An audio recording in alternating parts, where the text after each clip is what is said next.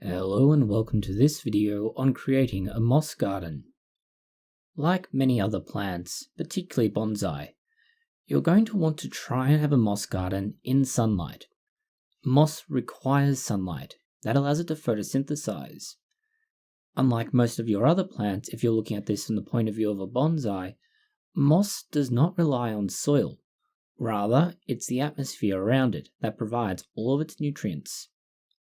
Sunlight allows for photosynthesis, which makes use of the nutrients, and so the moss grows.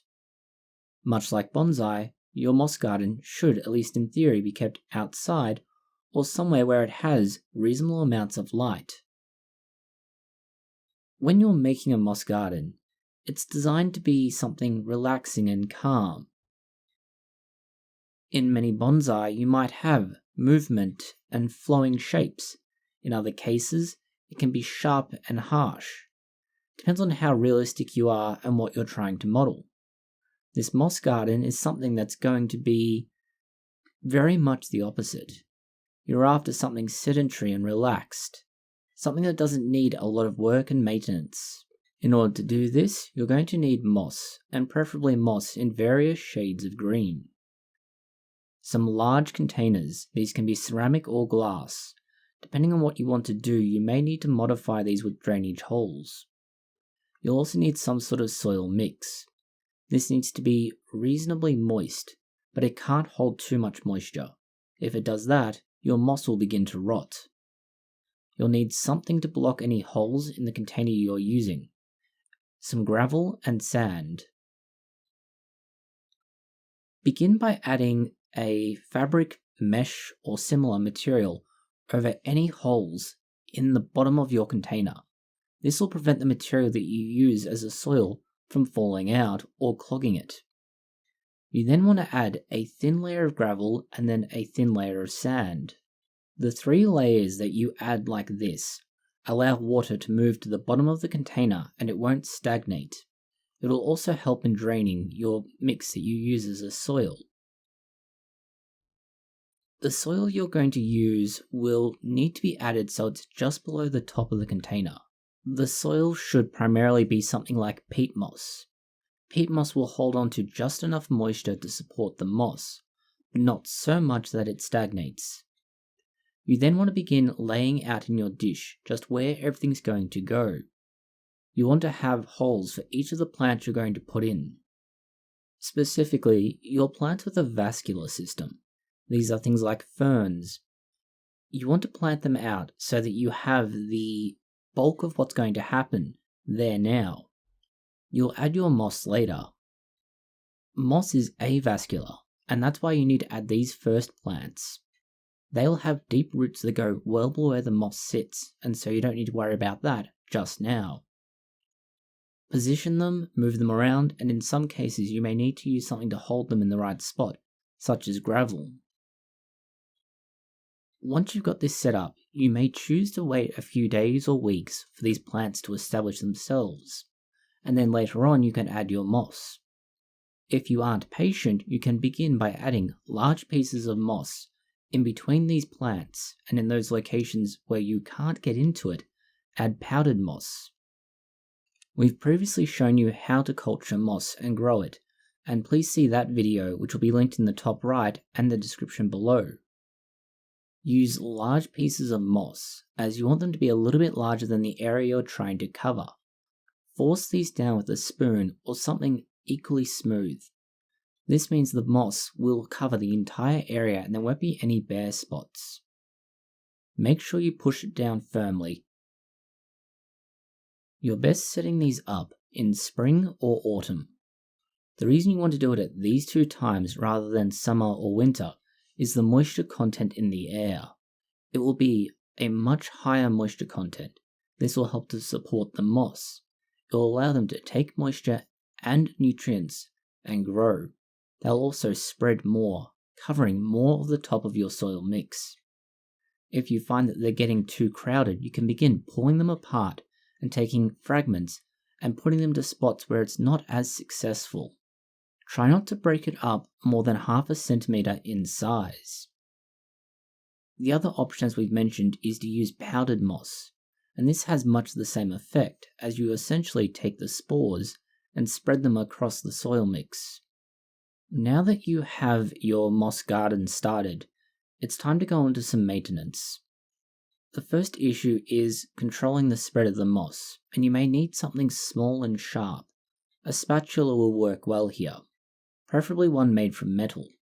Small and narrow, they can be used to cut the edge of the moss.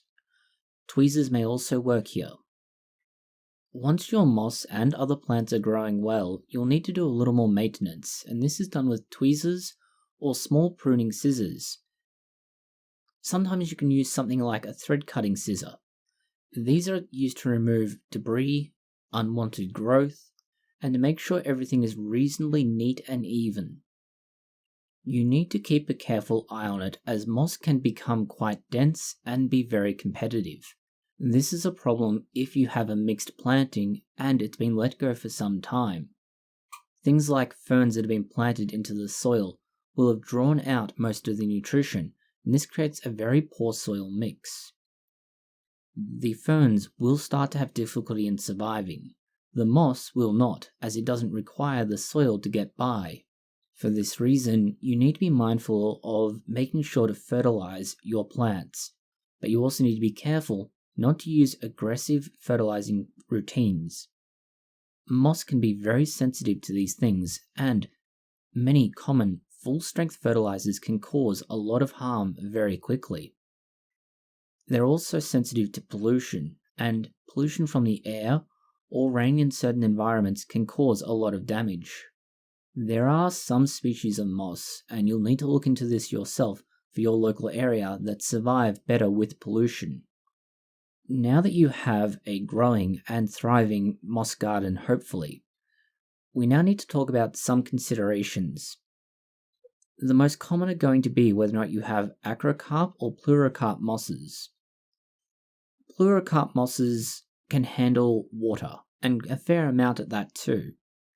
Acrocarp cannot, and this is the problem. If you water each of these on the schedule of the other, you're going to create problems. Either not enough or too much.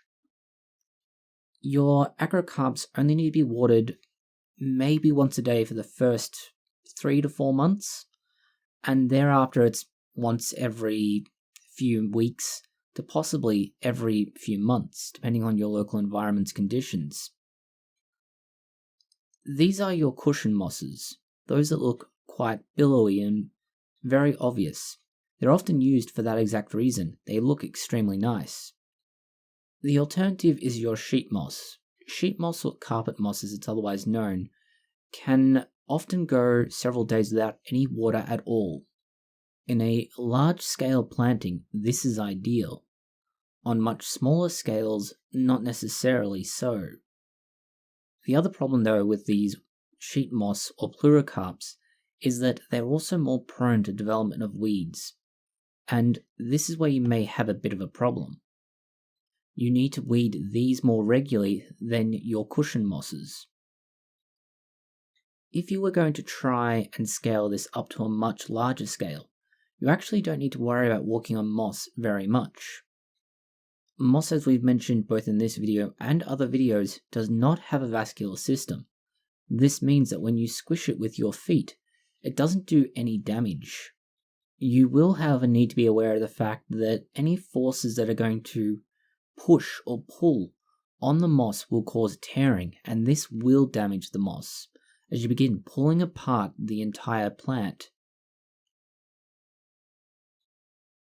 We've mentioned that you can start including other plants in your moss garden if you wish. There are a few things that are more commonly used for this purpose. Rhododendrons, ferns, and a few others are the most common. The reason for this is that they like the same conditions that moss does. That is, a little bit of moisture, but not too much.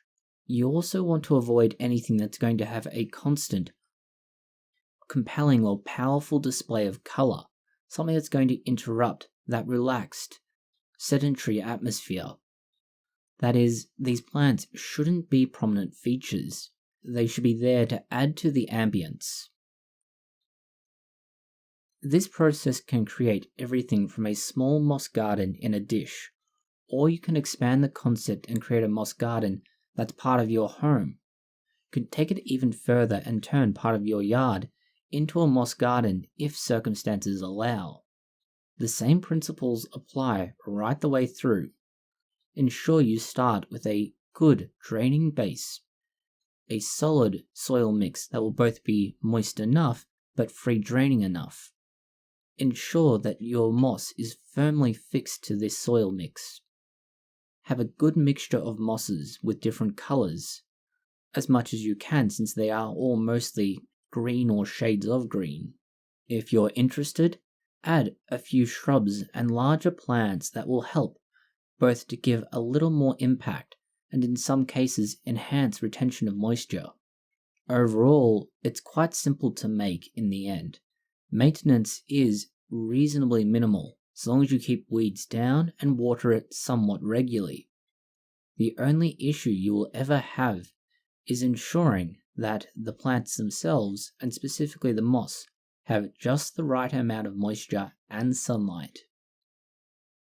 Thank you for watching this video. If you have found it interesting, consider liking, sharing, and subscribing. Please post any comments, questions, or suggestions that you have below.